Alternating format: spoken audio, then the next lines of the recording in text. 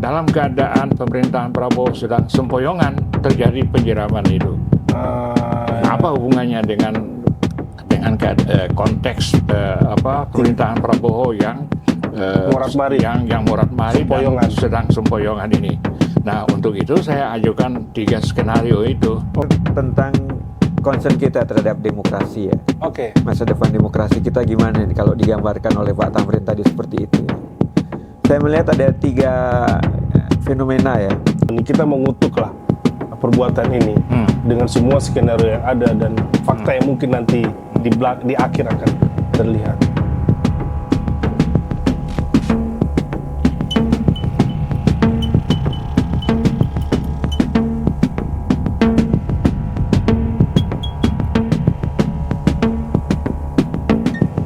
Assalamualaikum warahmatullahi wabarakatuh.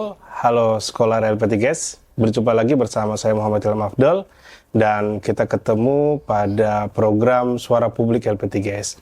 Seperti biasanya, Suara Publik LP3S ingin membahas isu-isu yang menjadi kecemasan publik hari-hari ini yang sekarang sedang hangat dan menggelinding lebih besar. Isunya adalah penyiraman air keras kepada seorang aktivis HAM, seorang wakil koordinator Kontras, Bang Andre Yunus, Bang Andre Yunus yang sekarang dalam perawatan, dan kita dari LP3S, teman-teman yang tergabung di dunia NGO, di dunia gerakan sosial ini juga turut berduka dan tetap melawan. Nah, pada kesempatan kali ini saya mengundang 2 tokoh, 2 idola saya, ya kan. Yang satu idolanya sudah lama karena nama beliau sudah menggema sejak saya kecil, Pak Tamrin Tumagola. Yang satu belakangan karena beliau saya baru tahu orang hebat karena pertama saya ketemu beliau ngelawak mulu, ngelucu mulu. Rupanya setelah saya searching ini orang hebat ini. Dia berkamuflase.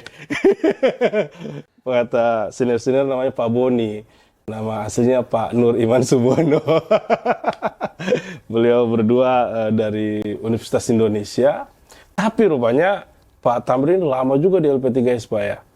Artinya ikut penelitian LP3S. Waktu zamannya Ervan jadi ketua bidang penelitian. Ada Pak Dawam Raharjo. Dawam Raharjo, ya. Betul. Waktu itu Pak Dawam Raharjo. Dan Pak Boni sampai sekarang Pak Boni masih di Prisma, Pak ya? Saya sejak tahun lalu diminta lagi masuk Dewan Redaksi, bukan staf redaksi ya, udah tua kalau staf redaksi udah nggak mampu Pak Tamrin ini. Dewan Redaksi, jadi terima kasih juga ya, biar gimana saya nggak bisa bohong ya, ini sekolah kedua saya ya. Waktu saya di Prisma bersama sahabat saya, Ade Armando yang sekarang berkibar. Kami sama-sama waktu itu masuk di Prisma ya. Setelah lulus kami daftar di Prisma. Tahun berapa itu, Pak? Ya sekitar 87 mungkin ya. 87. Ya. Dan saya ketemu orang-orang yang saya idolakan. Di sana ada almarhum Ignaz Kleiden, almarhum Aswab Mahasin, almarhum Daniel Dakidae ya. Ya orang-orang dan semuanya almarhum yang diidolakan ya. Iya. Oh iya, Farhan Bulkin juga. Almarhum ya. juga. Mas Wimar Mangian, Pak. Mas Mangian tuh saya sempat di bawah beliau tuh. Waduh. Deg-degan terus kalau udah deadline atau apa. Iya. Menarik. Nah, selain kita nostalgia ini, Pak, kita pengen ngelihat gambaran point of view Pak Tamrin tentang fenomena ini. Kita tahu ini bukan fenomena pertama di Indonesia. Tentunya di beberapa tahun belakangan juga ada kan, Novel Baswedan juga disiram air keras. Dan mungkin sebelum era-era saya lahir, ya kan, tahun 70-an mungkin juga ada nggak begituan? Atau bagaimana cerita Pak Tamrin tentang kasus ini? Sebelum nanti kita ke Pak Boni. Iya.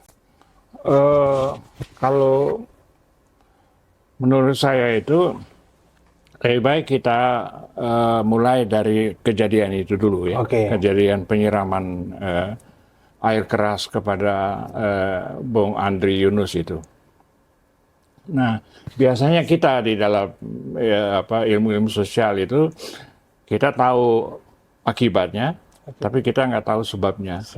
Nah, karena itu kita berusaha untuk melacak sebabnya. Nah, itu tugas dari kita sebagai ilmu sosial untuk melacak dengan bermodalkan apa yang kita lihat sebagai akibat itu.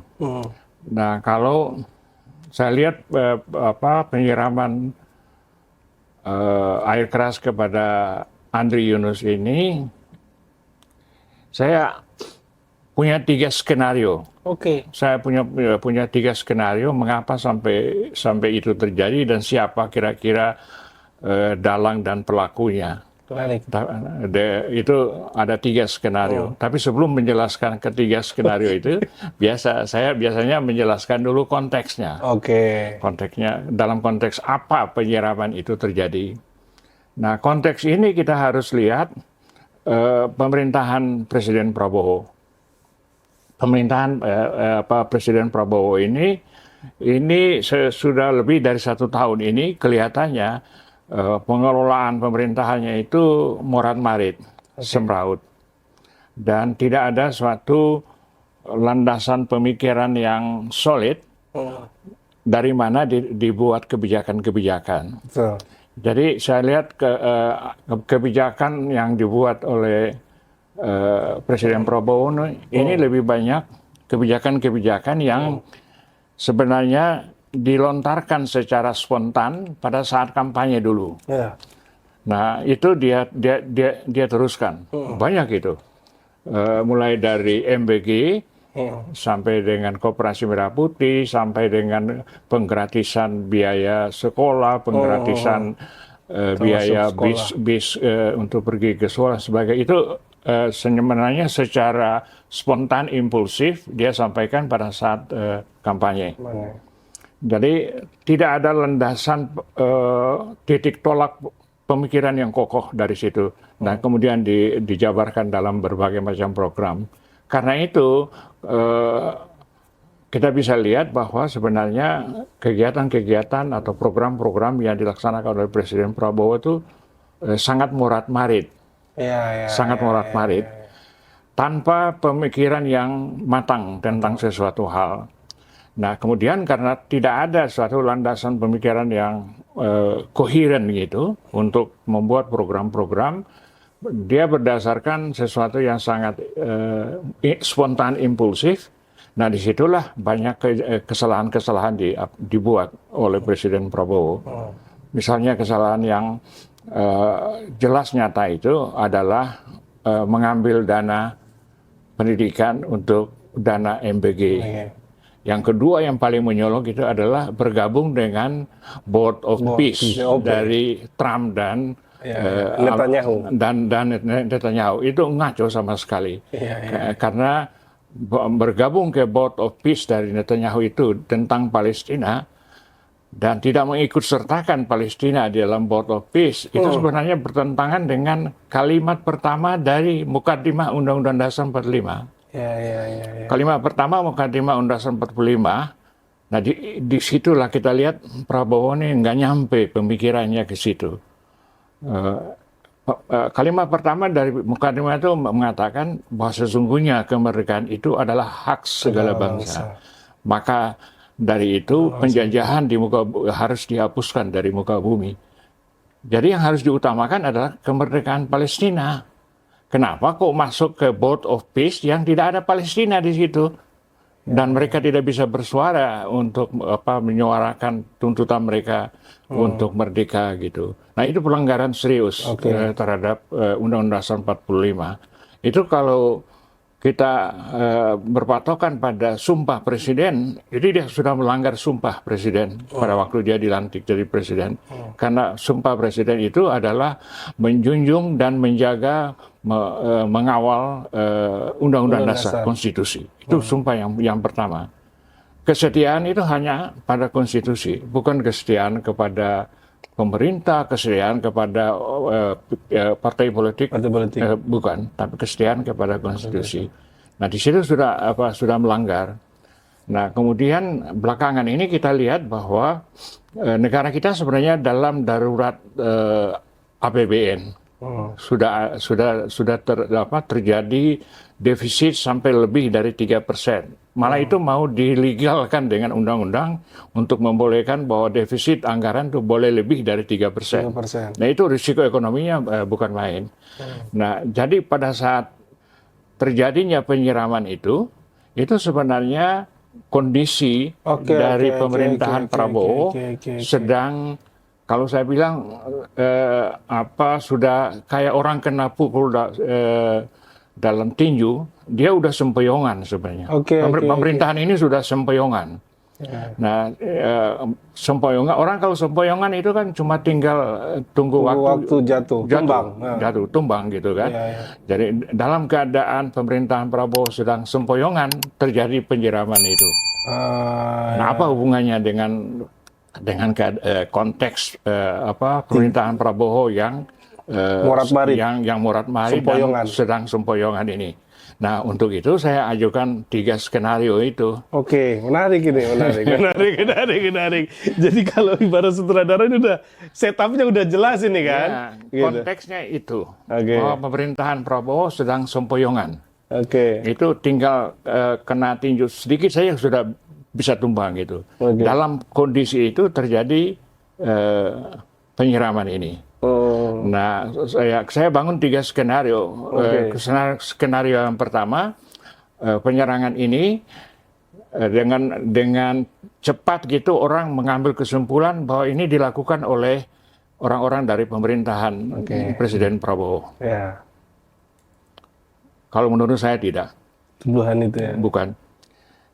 Kemudian yang kedua, skenario yang kedua itu saya menduga penyerangan ini dilakukan oleh satu kelompok yang ingin cepat Prabowo jatuh.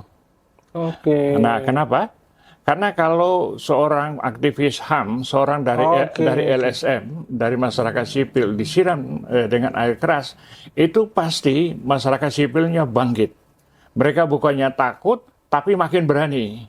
Nah, jadi kalau bukan pemerintah, kenapa saya bilang bukan pemerintah yang melakukan ini? Karena sudah ada pernyataan dari Seknek misalnya mengatakan Presiden Prabowo menginstruksikan untuk menyelidiki tuntas dan mencari dalang dari pelaku ini. Kemudian Yusril Ikhsan Mahendra juga mengatakan bahwa ini harus dikutuk dan harus dicari siapa dalangnya. Harus ditangkap, itu kata Yusril. Dia Menko Polhukam. Kemudian kata DPR juga sama. Ini perbuatan yang harus dikutuk dan harus dicari siapa dalangnya. Jadi dengan komentar dari 3 pihak itu, dari Seknek, dari Yusril, Menpolhukam, kemudian dari DPR, saya menduga bukan dari pihak pemerintah yang melakukan ini. Karena Prabowo saya kira dia sudah cukup belajar dari pengalamannya yang dulu culik-menculik itu. Dia tahu bahwa dia punya beban noda dari masa lampau yang kalau diulang bisa berbahaya. Nah, sehingga saya kira bukan dari pihak pemerintah. Jadi skenario yang kedua menunjuk pada kelompok yang sebenarnya ingin masuk ke dalam pemerintahan atau menggantikan Prabowo dengan cara membangkitkan kemarahan LSM, masyarakat sipil.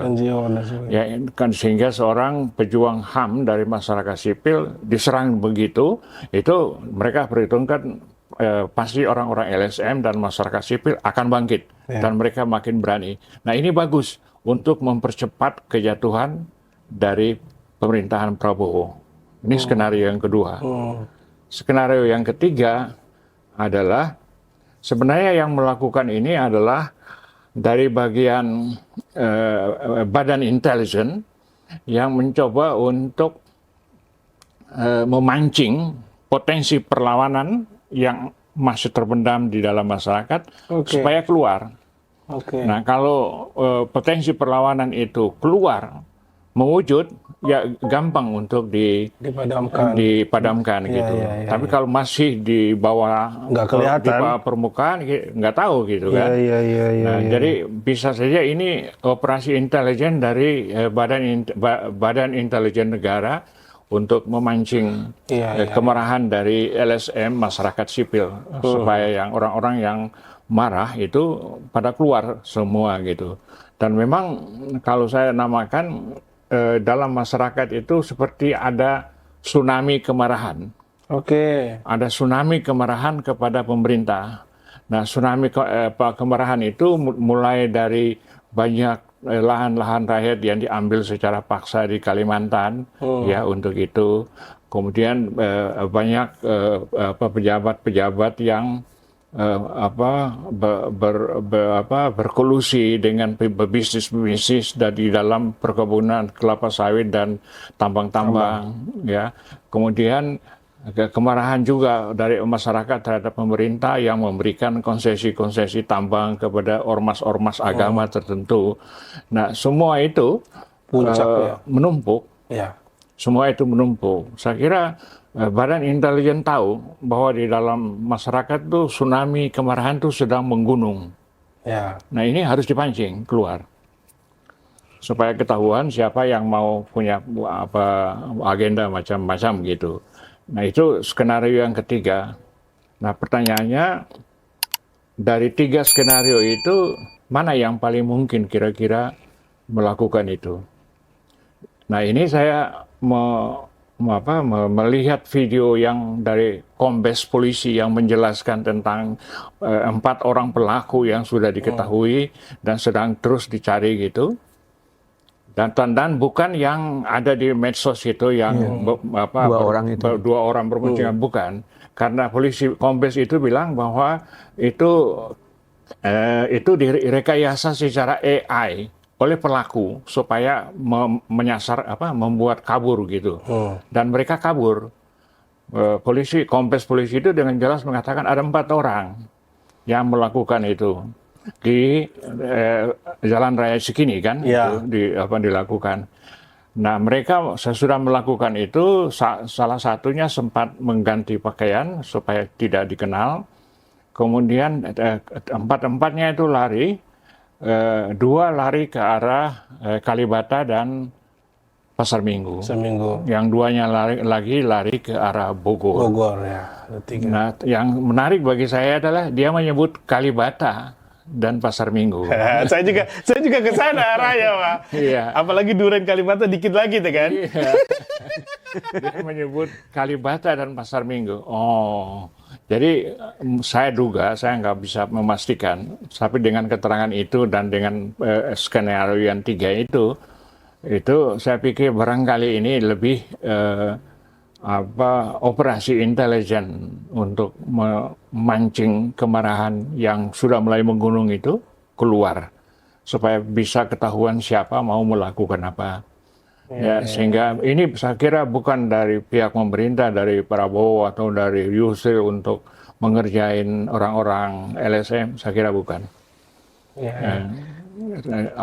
Yang orang yang mau melakukan, yang pingin menggantikan Prabowo itu juga sebenarnya orang-orang dari militer sendiri kan, yang udah bikin pernyataan macam-macam di medsos itu. Pernyataan yang paling tegas itu yang diberikan oleh Pak Gatot, mantan Panglima TNI, Gatot Nurmantio itu. Dia itu udah malah mengancam akan mengadakan demonstrasi besar-besaran. Nah, itu dari pihak itu. Nah, saya kira itu juga saya kira bukan. Bukan dilakukan oleh orang-orang yang ingin menjatuhkan Prabowo dan mengganti masuk ke dalam pemerintahan, bukan juga. Karena mereka juga orang-orang dari militer. Malah yang bikin pernyataan tentang perlu menangkap Jokowi segera, dan itu orang-orang mantan Panglima Kopassus justru. Jadi saya kira bukan mereka yang melakukan, kan itu terlalu jelas gitu. Kalau mereka udah ngomong tuh terang-terangan di publik begitu, kemudian melakukan itu, ya itu sama dengan bunuh diri itu. Jadi yang paling mungkin adalah operasi intelijen. Nah, operasi intelijen ini kan otomatis orang ingatannya itu top of mind-nya ke Kalibata, Pak. Iya. Nah, Kalibata kan otomatis dibawa. Itu kan keterangan polisi bahwa arah lari mereka ke sana, tapi belum bisa menyimpulkan. Oke. Tendensius tapi nggak bisa disimpulkan. Arahnya ke sana tapi belum bisa disimpulkan. Nggak bisa, karena kalau itu saya kira kalau sesuai dengan prinsip-prinsip investigasi HAM itu kita nggak boleh menarik kesimpulan sampai menunjuk dengan jelas siapa pelakunya, nggak bisa. Sebelum ada bukti yang memang telak gitu. Tapi kalau hanya petunjuk-petunjuk kita nggak bisa disimpulkan. Menarik.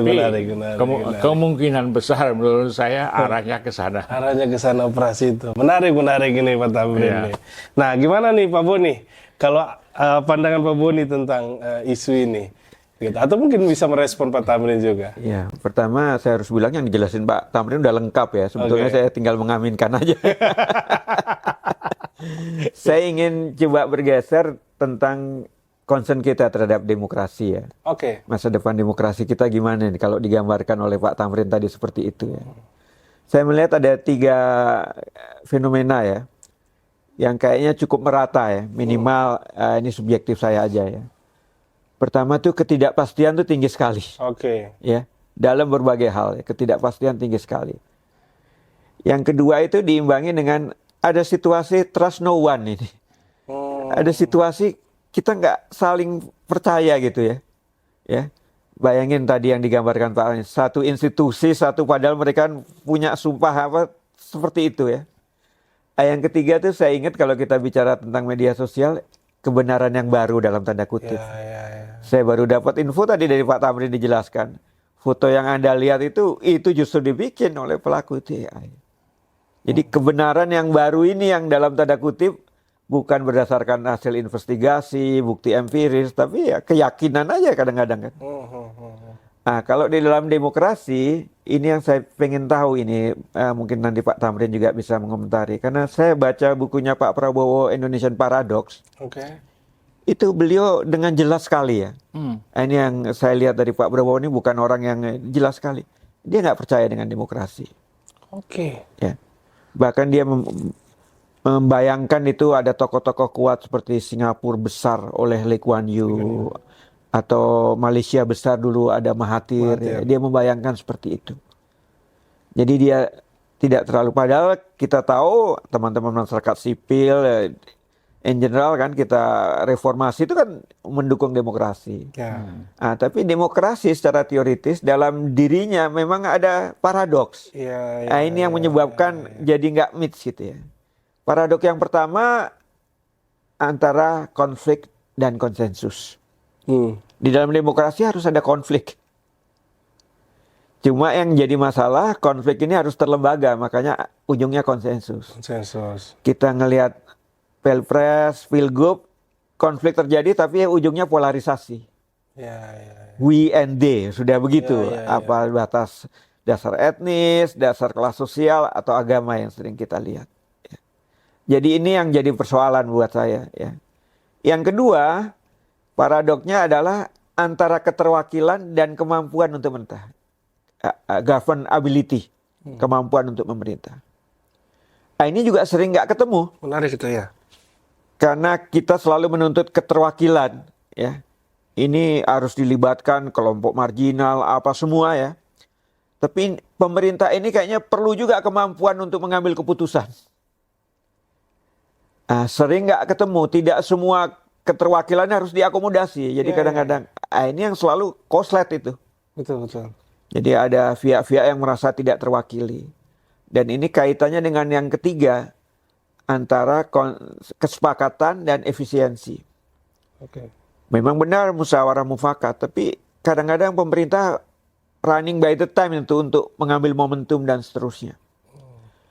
Saya nggak melihat ini 3 paradok ini dengan keinginan Prabowo di dalam bukunya. Saya nggak tahu itu keinginan Prabowo atau visi misinya Gerindra, tapi saya baca buku itu.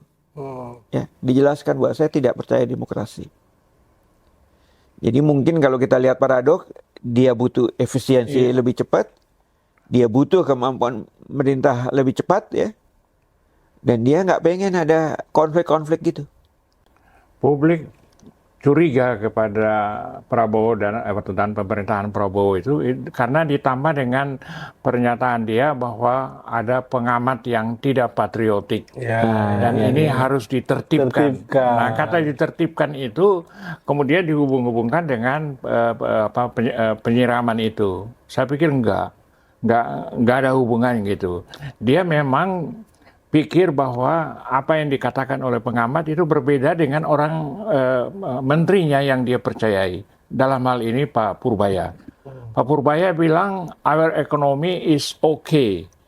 Tapi ada pengamat ekonomi, saya lupa namanya, itu yang mengatakan enggak, kita dalam keadaan yang sangat tidak baik-baik saja. Nah, karena itu impulsifnya Prabowo muncul. Dia langsung menuduh bahwa pengamat itu tidak patriotik dan harus ditertibkan. Itu yang kemudian memperkuat dugaan bahwa penyiraman ini dilakukan oleh pihak pemerintahan Prabowo.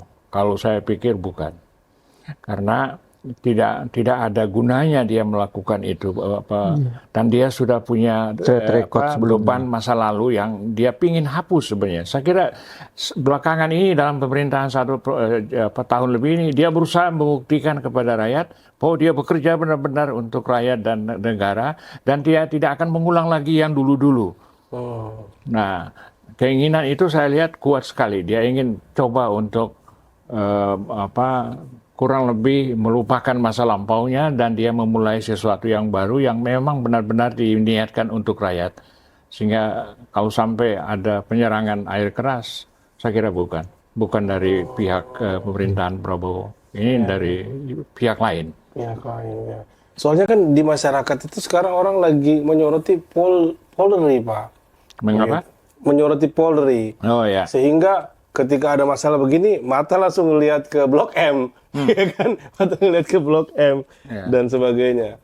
Itu bisa Bapak tegaskan bahwa sebenarnya agak kecil kemungkinan itu terjadi. Kecil sekali kemungkinan ini. Kalau dulu Novel Baswedan itu memang jelas itu pelakunya dari pihak anggota Polri kan, yang Novel Baswedan itu. Tapi yang ini sekarang enggak.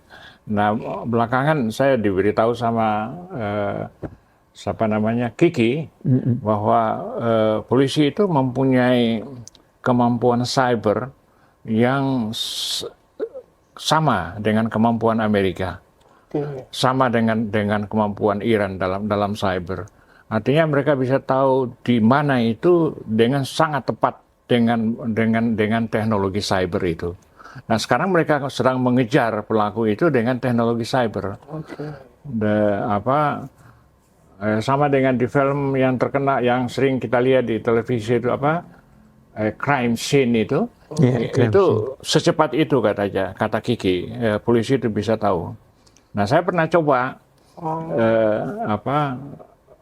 saya dikirimin permintaan untuk minta biasa saldo orang-orang, kirimnya dari sana, dari Halmahera.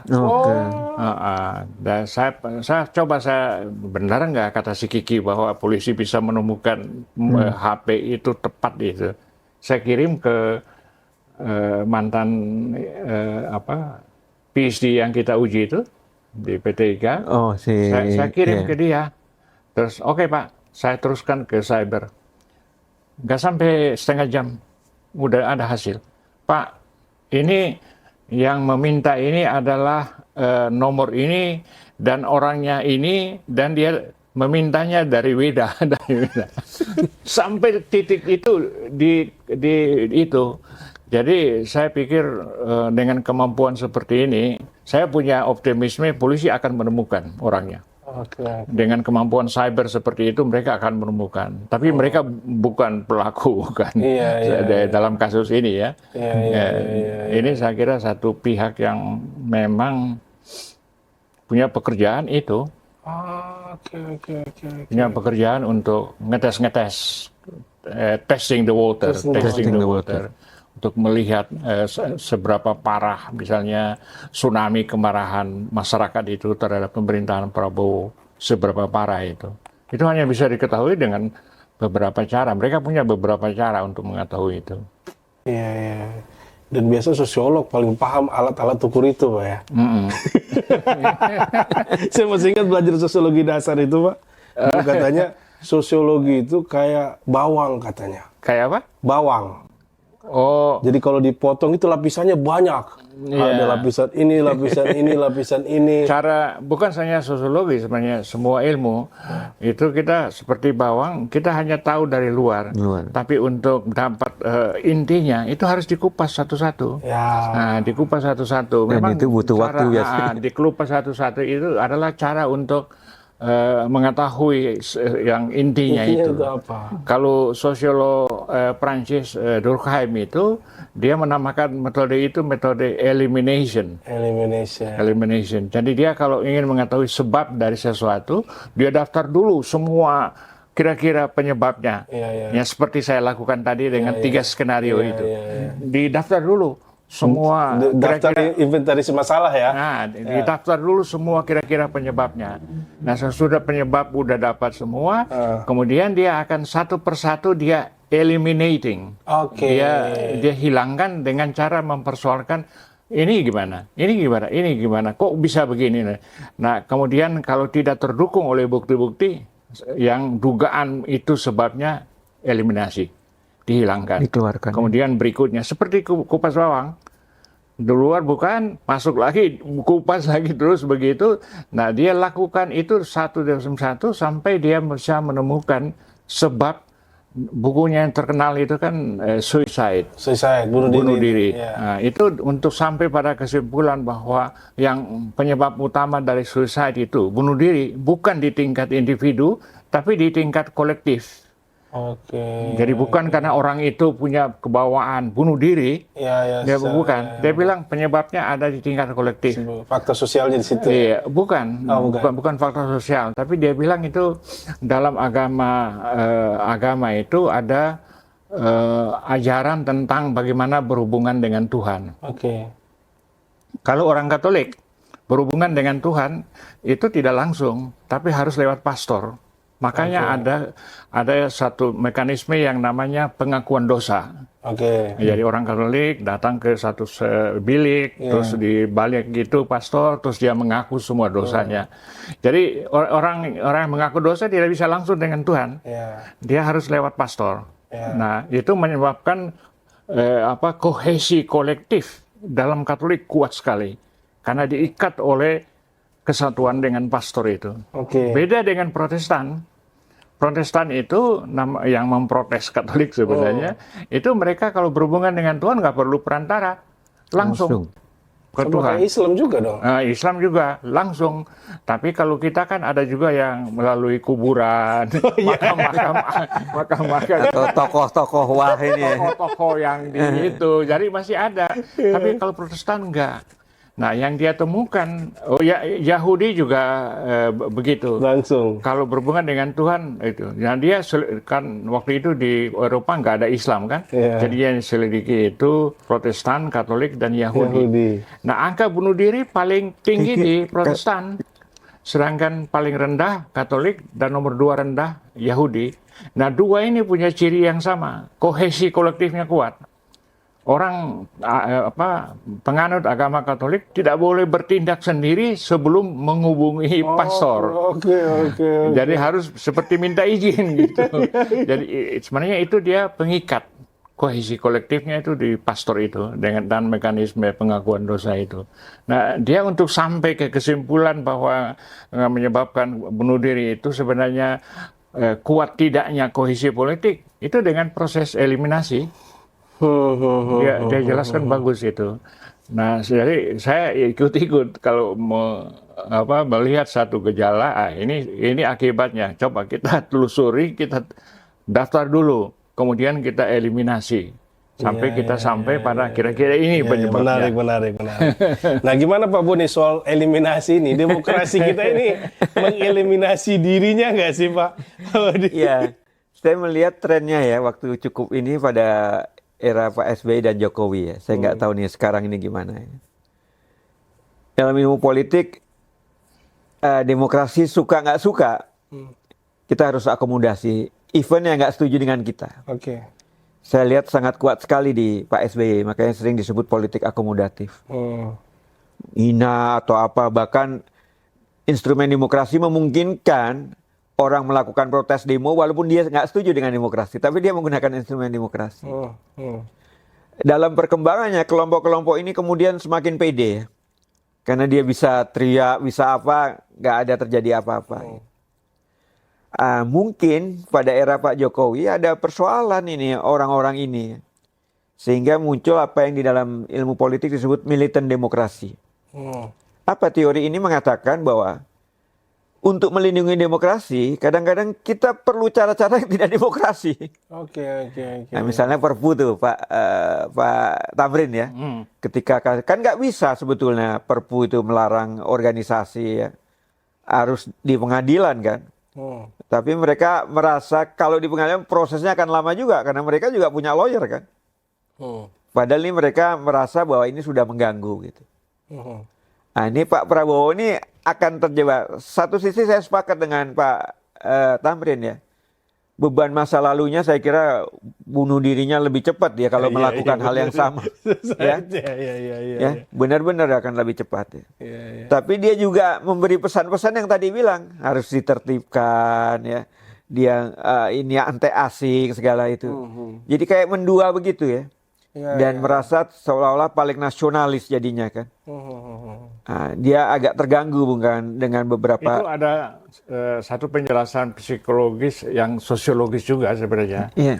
Nah, bilang begini bahwa kita masing-masing individu ini manusia itu kita berkembang dan melihat pihak lain yang banyak itu, mulai dari adik, ipar, mertua dan sebagainya. Yang lain yang banyak itu dirangkum dalam satu kata aja dengan significant others. Orang lain yang sangat berarti bagi saya. Itu konsepnya itu significant others.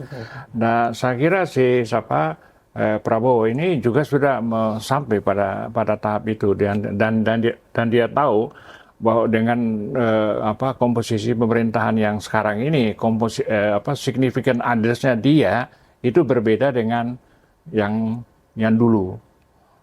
Nah, konsep itu juga yang nggak enaknya dengan konsep itu apa?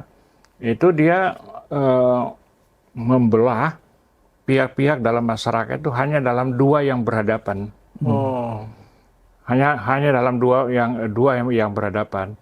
Yang dalam dua yang berhadapan itu jadi selalu apa istilahnya binomial. Binomial itu kan dua. Nah, selalu dua. Mereka yang tadi itu Boni bilang dan kami. Saya dan dia selalu begitu terbelah. Nah, saya kira Pak Prabowo masih terkungkung dalam pandangan-pandangan binomial melalui significant others itu. Sehingga dia selalu merasa bahwa ada pihak yang mau mencelakakan negara ini, yang dia anggap tidak patriotik. Dalam hal ini para pengamat, terutama pengamat ekonomi yang dia maksud itu. Itu yang binomialnya, jadi berhadapan secara frontal. Kalau ada sesuatu terjadi, ini yang melakukannya ini antek asing. Jadi dia terjebak sama situ. Pembelahan yang terlalu simplistik gitu. Padahal dunia kan lebih rumit dari itu. Dunia kan berinteraksi dalam suatu jaringan kontestasi yang sangat rumit. Yang orang ini punya kawan ini, tapi pihak ini punya lawan ini. Itu banyak sekali itu. Nah, kadang-kadang dalam pendekatan significant others dan binomial itu dihilangkan. Hanya tinggal tinggal dua. B. Mereka atau kita, Indonesia atau bukan Indonesia, Indonesia atau asing. Nah, pemikiran yang simplistik itu saya kira masih mengungkung Pak Prabowo, sehingga dia selalu bereaksi di dalam reaksi-reaksi yang simplistik. Padahal masalahnya lebih rumit dari itu. Saya pikir kenapa dia nggak meminta pertimbangan ahli-ahli di sekitar dia yang bisa menjelaskan secara lebih terurai gitu. Ini nggak sederhana seperti itu. Ini ada masalah yang cukup ini. Jadi misalnya stunting yang kemudian akhirnya menghasilkan program MMBG itu. Stunting. Sebab dari stunting itu bukan hanya pada saat anak-anak itu sudah masuk di sekolah, SMP atau SMA, kemudian mau diperbaiki di situ. Dari sejak ibu hamil, itu masalah kesehatan anak sudah mulai. Dan itu yang pernah dikatakan dengan terus terang oleh calon wakil presidennya Jokowi pada saat itu. Jokowi. Namanya Ma'ruf Amin. Ma'ruf Amin tuh membantah Prabowo pada saat debat presiden itu dengan mengatakan itu, dan dia benar bahwa kesehatan anak itu bukan pada saat udah lahir, bukan.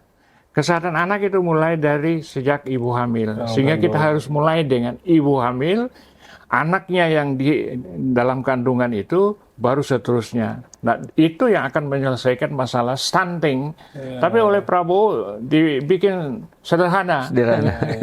Ini karena kurang gizi, dan itu pada tingkat SMP dan SMA keliru.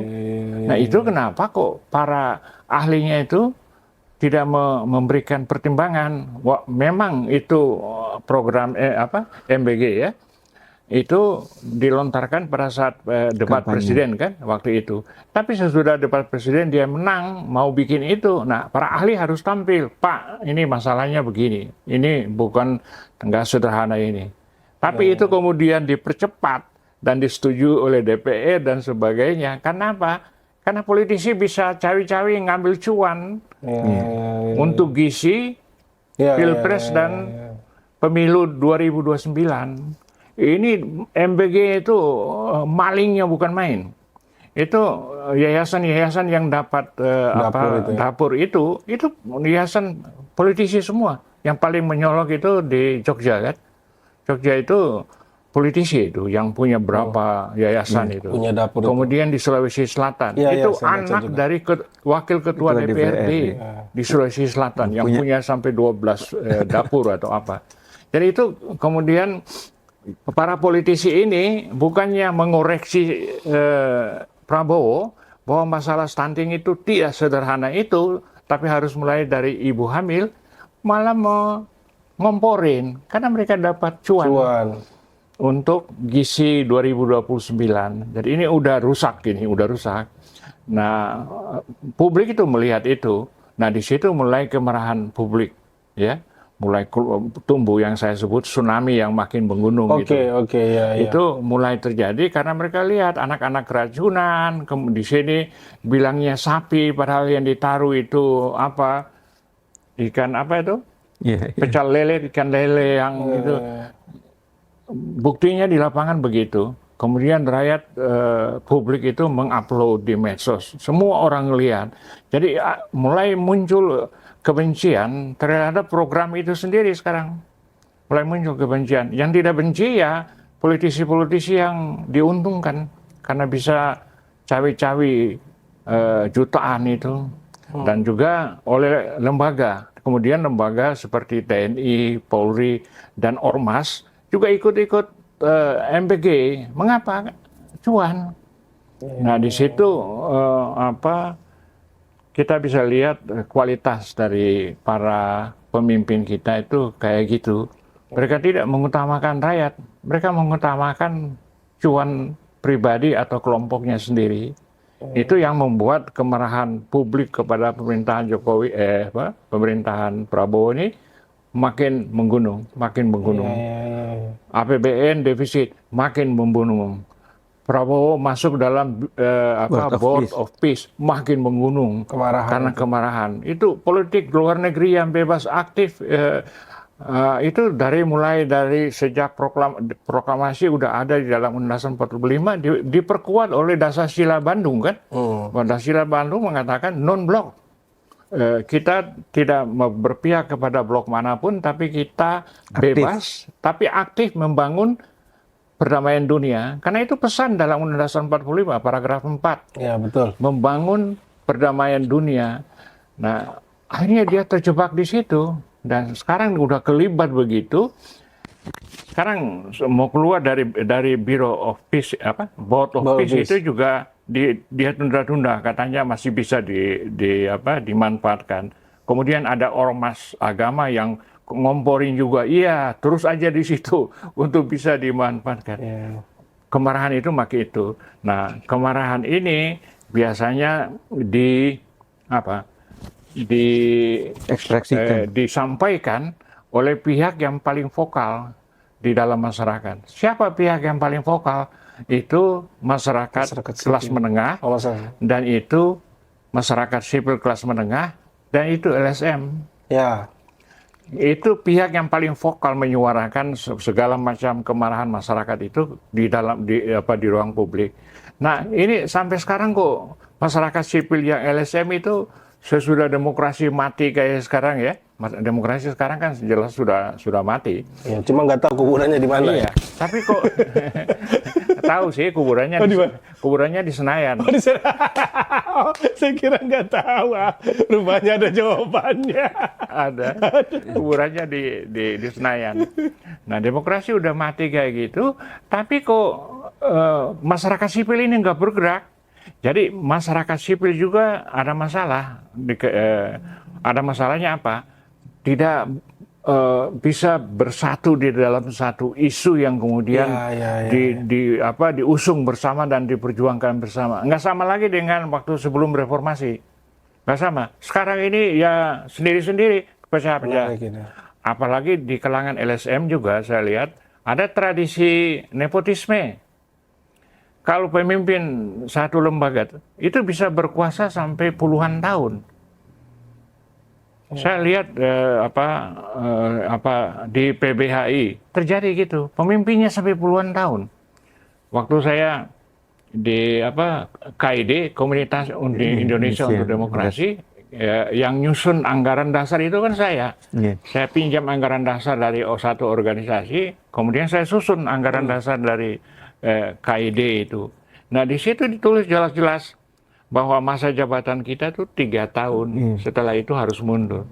Nah, saya yang tulis itu, kemudian sesudah 3 tahun, saya bilang, saya harus keluar, saya yang tulis itu, bahwa masa jabatan saya itu, jabatan kita 3 tahun. Tapi teman-teman yang lain gak mau tetap terus.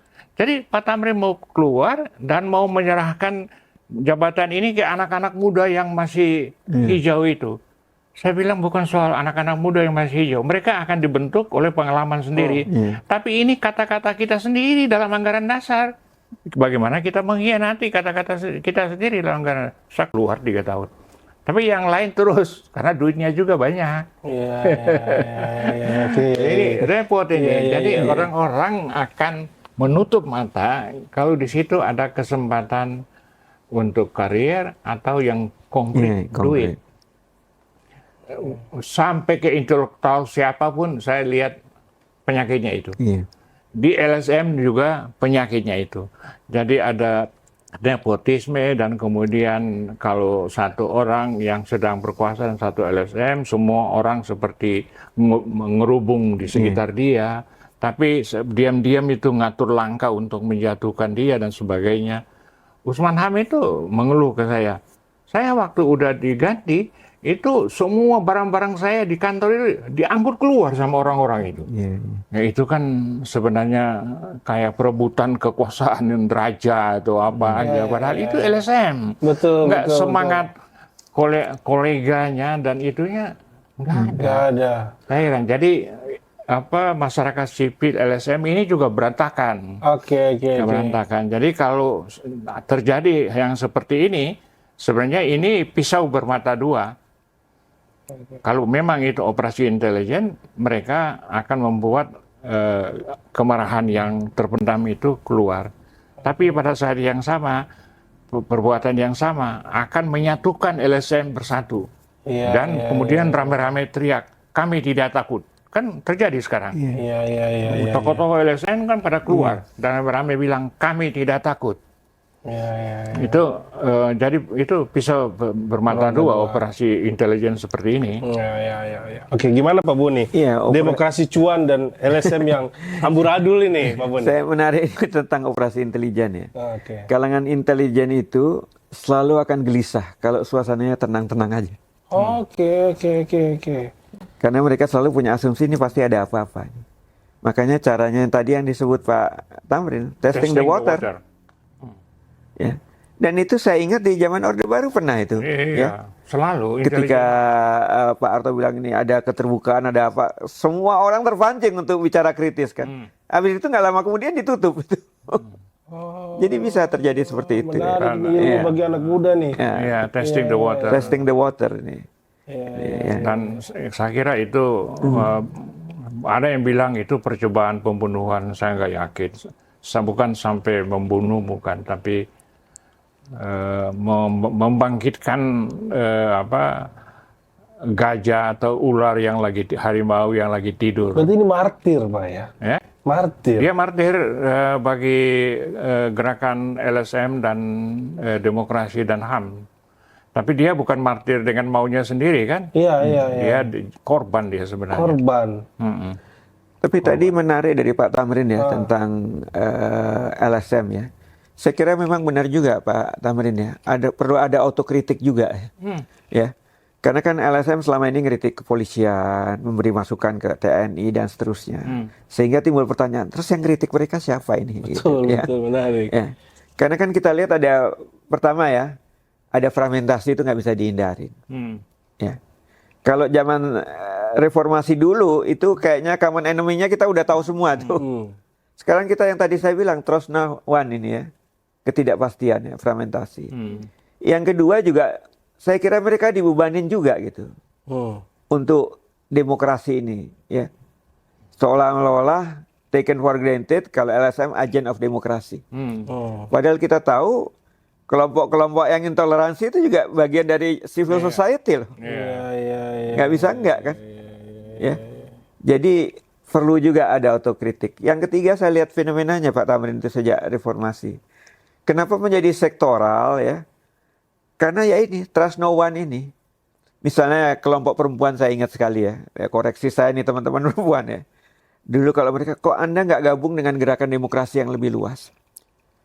Seringkali ketika mereka gabung, agenda mereka ditunda dulu nih. Agenda yang besar dulu nih.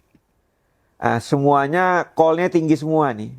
Padahal dulu waktu kita masih aktif di demos itu Pak Tamrin, perlu ada minimal platform dulu. Ya. Jadi ego kita masing-masing ditahan dulu ya. Tapi kayaknya enggak nih, masih pengen, saya pengennya ini, saya pengennya ini.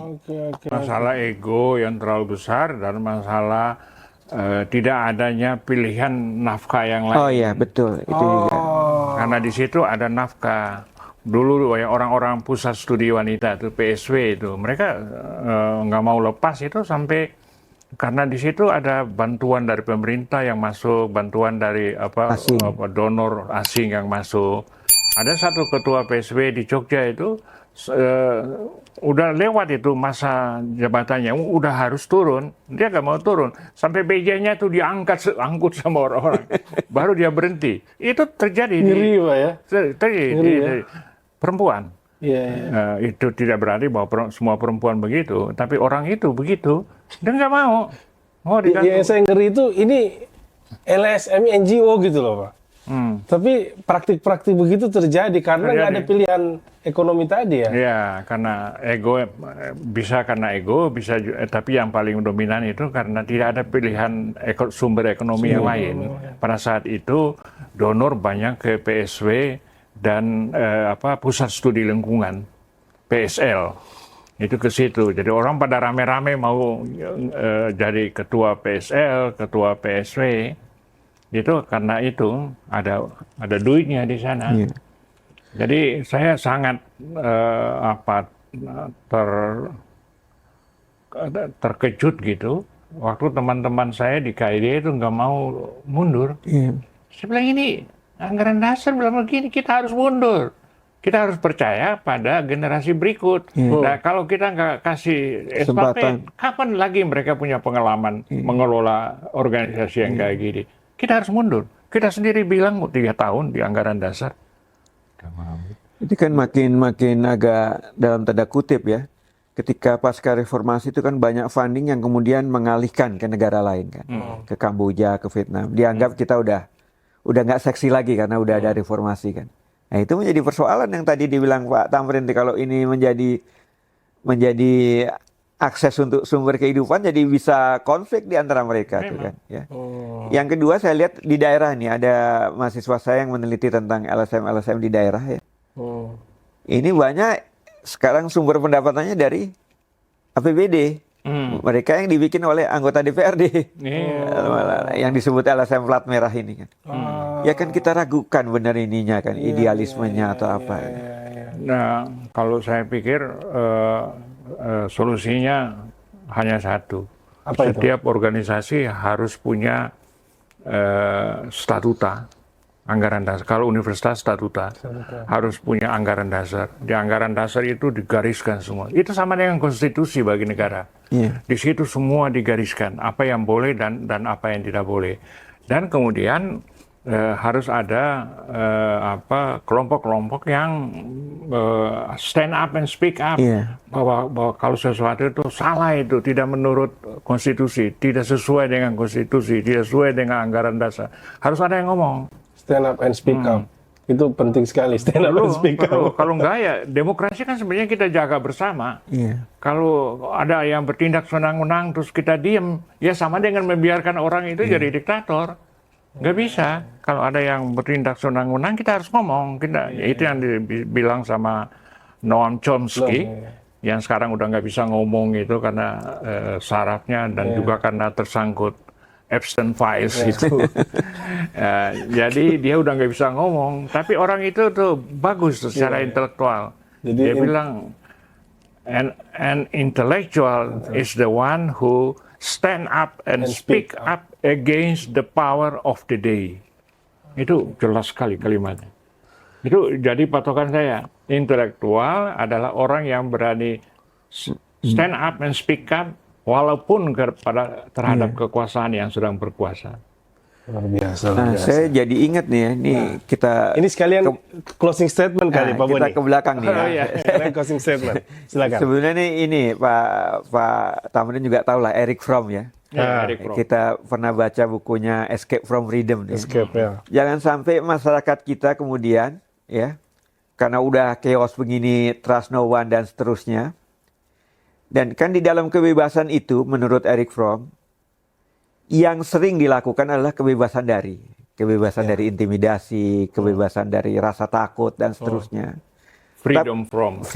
Tapi yang dilupakan itu ada freedom to. Karena di dalam freedom itu Anda punya tanggung jawab. Ini biasanya orang nggak mau nih. Misalnya Anda kritik-kritik, ya udah dong Anda, enggak lah saya kritik-kritik aja gitu ya. Misalnya itu.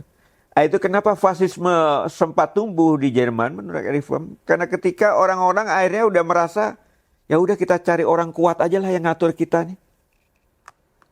Tadi kekhawatiran Pak Tamrin kan, menjadi otoriter. Di organisasi aja itu terjadi kan. Ya. Karena dia sudah diuntungkan bahwa pemimpin yang melakukan salah dia ya permisif begitu ya. Itu akibatnya seperti itu. Ketika dia semena-mena, kita udah nggak bisa apa-apa. Jadi jangan sampai situasi di Indonesia seperti itu ya.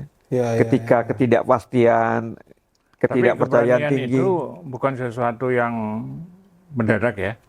Tapi dia tumbuh dari pengalaman hidup dan kemudian memang ada rewardnya ya. Jadi orang mau berani gitu. Kalau saya belajar berani itu terhadap ibu saya sendiri. Reward ini kan nggak harus tangible ya? Iya, nggak harus. Ya. Ibu saya kalau dia melakukan sesuatu yang saya pikir nggak benar gitu, saya bilang, Mama, nggak boleh begitu. Pernah kita berjualan kan di pasar. Kemudian ibu saya itu menukar satu celana dalam dengan kopra. Bilang, Mama, itu dalim itu. Masa celana dalam ditukar dengan kopra? Orang itu naik kelapa untuk itu. Kok dikasih celana dalam? Nggak boleh itu. Nah, dari sejak itu saya tertanam. Siapapun yang dalim, saya akan bantah. Makanya saya dibilang sama teman-teman pemberontak katanya. Ya seringkali juga kesepian ya Pak Tamrin ya. Seringkali juga kesepian ya. Iya kesepian. Karena dianggap musuhnya di mana-mana. Iya. Ya menarik. Nah mungkin ini closing statement Pak Tamrin. Tentu kita akan Pak Boni kita mengutuk lah perbuatan ini dengan semua skenario yang ada dan fakta yang mungkin nanti di akhir akan terlihat. Dan kemudian ini perbuatan yang sangat mengerikan kita rasa karena ini aktivis. Tapi ini juga jadi kritik buat masyarakat sipil, bahwa masyarakat sipil harus berbenah juga, gitu, berbenah juga karena banyak yang tadi benih-benih yang kemudian membuat masyarakat sipil makin terjerumus karena ada cuan di dalamnya kan, gitu lah. Nah mungkin sedikit ya, mungkin 5 detik atau 10 detik begitu pula Pak Boni untuk closing statement kira-kira untuk kasus ini seperti apa? Ya, kalau kecenderungan lembaga intelijen untuk testing the water itu nggak bisa dihilangin. Itu justru menjadi tugas mereka. Pekerjaan mereka. Untuk menjaga keamanan negara itu ya harus sering-sering testing the water. Keadaan ini seperti apa? Jangan kalau air yang tenang itu justru menghanyutkan, berbahaya. Jadi harus ada testing the water. Nah, kalau saya pikir barangkali kita harus orang-orang masyarakat sipil ini harus kembali ke jiwa masyarakat sipil seperti yang dicontohkan oleh Mahatma Gandhi. Mahatma Gandhi itu kasih contoh, dia tuh seorang civil society, pejuang civil society sejati itu, Mahatma Gandhi. Dia kan mengajarkan 3 hal itu. Satyagraha, Swadesi, dan ahimsa. Satyagraha itu setia pada garis perjuangan, setia pada rakyat. Kalau dalam kasus negara itu setia pada rakyat. Kemudian Swadesi harus berusaha dengan kekuatan sendiri, mandiri. Jadi LSM itu harus independen, jangan terlalu tergantung kepada donor-donor dari luar. Itu berbahaya karena tidak mendidik ini. Terutama partai politik itu juga harus Swadesi. Kalau Mahatma Gandhi kan dikasih contoh dengan dia ajak rakyat membuat garam sendiri. Dan kemudian yang ketiga, caranya adalah non-violence, tanpa kekerasan, ahimsa. Ya, itu ahimsa. prinsip-prinsip civil society saya kira yang paling bagus. Kalau ada terjadi sesuatu, pikiran saya galau, saya kembali ke Mahatma Gandhi. Satyagraha setia pada garis perjuangan. Kalau lebih konkret lagi, setia pada konstitusi dan anggaran dasar, harus begitu. Kedua, harus mandiri, Swadesi. Ketiga, tanpa kekerasan. Menarik. Iya, 3 petuah Mahatma Gandhi sebagai closing statement. Sekarang Pak Boni. Iya, saya kira nggak beda jauh ya dengan Pak Tamrin tadi ya. Tadi kayak otokritik yang disampaikan kita berdua kan sebetulnya memperlihatkan jangan juga kita mengglorifikasi begitu tinggi terhadap masyarakat sipil ya. Seolah-olah dia agen demokrasi ya. Padahal kita tahu tadi di dalam dirinya juga ada masalah. Nah, ini yang jadi bebenah buat teman-teman di masyarakat sipil. Yang saya tahu orang-orang yang saya kenal baik mereka tetap konsisten ya. Tapi juga harus dalam tanda kutip harus selalu aware ya. Buat ingat loh, masyarakat sipil juga punya persoalan dalam dirinya. Ada faksi, ada kepentingan orang investasi dan seterusnya ya. Apalagi kalau sudah berkaitan dengan tadi Pak Tamrin bilang dengan cuan. Dan itu tidak mudah memang. Ya, tidak mudah. Ya.